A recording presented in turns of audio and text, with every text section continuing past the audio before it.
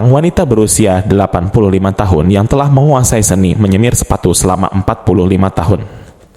Menyemir sepatu di Jepang yang dulunya dapat ditemukan di jalan-jalan kota yang padat sekarang tidak jelas. Namun, mereka tetap menjadi saksi hidup masa lalu negara itu, mengingat perubahan dan kemajuan yang telah dilakukannya selama bertahun-tahun. Sejarah yang terus berlanjut, setiap pasang sepatu yang dipercayakan kepada para pengrajin ini dirawat dengan perhatian dan keterampilan yang sama dan dianggap sebagai karya seni berharga.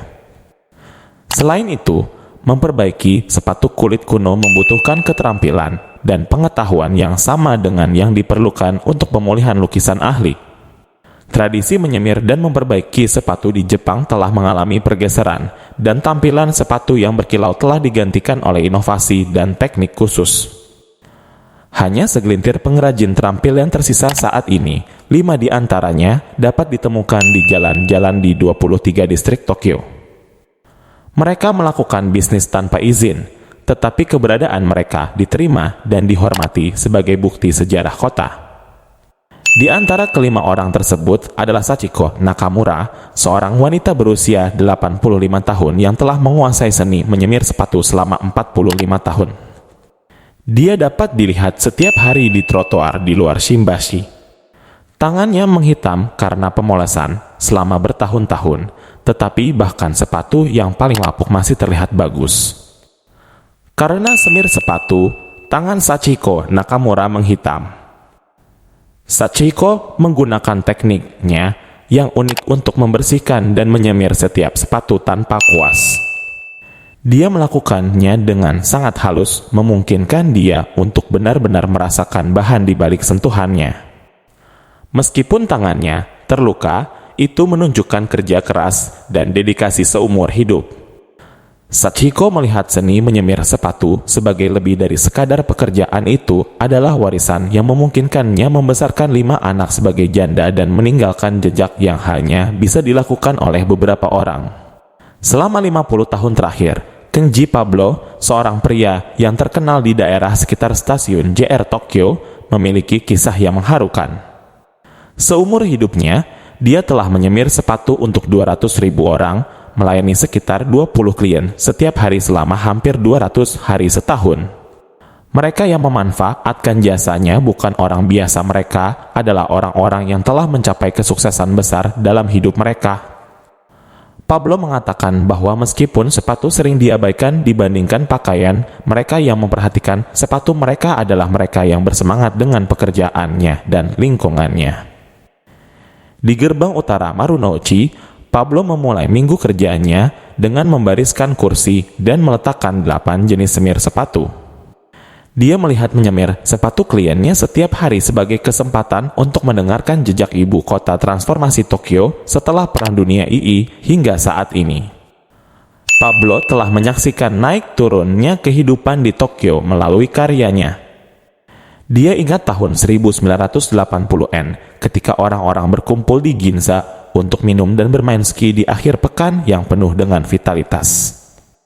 Dia juga mengingat mata orang-orang yang sedih setelah resesi ekonomi di awal 1990-an dan krisis keuangan global di akhir 2000-an. Setelah hujan, semakin sedikit orang di Tokyo yang sepatunya kotor karena jalan-jalannya terus diaspal dan pusat perbelanjaan bawah tanah menjadi lebih umum. Namun demikian, para ahli penyemir sepatu ini terus bersinar, mengingat sejarah dan tradisi. Untuk banyak orang, bertemu dengan penyemir sepatu dan pedagang kaki 5 muda ini lebih dari sekadar mengganti sepatu yang sudah usang. Ini memberikan kesempatan untuk berbicara dengan orang lain dan merasa terhubung dengan komunitas.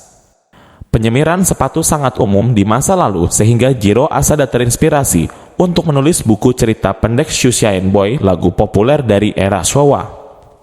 Setelah itu, buku itu diubah menjadi film dengan nama yang sama, yang menangkap semangat bagaimana hal-hal yang paling sederhana pun dapat menyatukan orang dengan cara yang signifikan. Erosi budaya semir sepatu Jepang. Saat Jepang mengalami gelombang modernisasi yang belum pernah terjadi sebelumnya, tatanan sosial yang dulunya kuat yang mengikat rakyatnya secara bertahap mulai rusak. Sebagai contoh, lihat stasiun kereta api nasional Jepang yang padat, di mana orang berinteraksi satu sama lain secara ritual. Di sini, pekerja stasiun memeriksa tiket secara manual dan bahkan percakapan singkat antara penumpang dan karyawan dianggap sebagai momen penting untuk berinteraksi. Namun, sebagai akibat dari kemajuan yang tidak berhenti, koneksi singkat ini sekarang hilang dari ingatan. Salah satu korban lain dari era kenyamanan adalah penyemiran sepatu dan gerbang otomatis telah menggantikan sentuhan manusia. Karena pembuat sepatu membuka jalan bagi metode perbaikan yang cepat seperti Mr. Minute. Dan lilin yang cepat kering membuat menyemir sepatu di rumah menjadi lebih mudah. Seni menyemir sepatu tradisional secara bertahap berhenti. Jumlah orang yang terisolasi di Jepang meningkat tajam karena masyarakat menjadi lebih mekanis dan impersonal. Namun, secercah harapan telah muncul di tengah keadaan hitam ini. Kios semir sepatu kembali muncul di sudut-sudut jalan dan stasiun kereta api di pusat kota Tokyo.